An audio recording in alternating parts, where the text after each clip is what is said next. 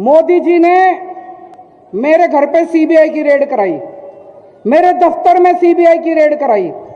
मैंने कहा आपको कुछ मिला? बोले नहीं मिला।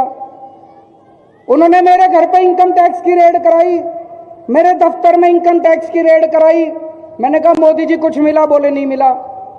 उन्होंने ईडी की रेड कराई, रॉ की रेड कराई, दिल्ली पुलिस की रेड कराई, सारी रेड करा ली मेरे ऊपर। मैंने कहा जी कुछ मिला? बोले नहीं मिला। तो मैंने कहा फिर?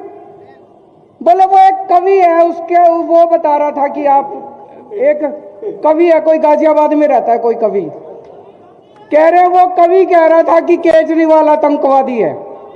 उसके सपने में आया था, उसके सपने में आया था कि 7 साल पहले मैं उस कवि को ये क्या, वो बच्चे समझ गए।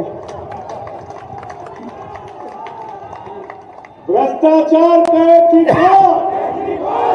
वो कहते जी उस कवि के सपने में आया था कि 7 साल पहले मैं उस कवि को कह रहा था कि मैं भारत के 2 टुकड़े कर दूंगा और 1 टुकड़े का प्रधानमंत्री मैं बन जाऊंगा।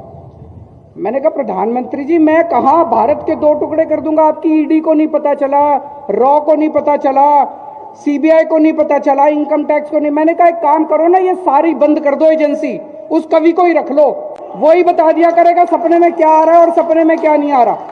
ये बंद कर दो, सीबीआई बंद कर दो, रॉ बंद कर दो, ईडी फीडी क्या दुखी कर रखा है दुनिया को, उस कवि को ही रख लो अपने दफ्तर में, वो कवि बता दिया करेगा।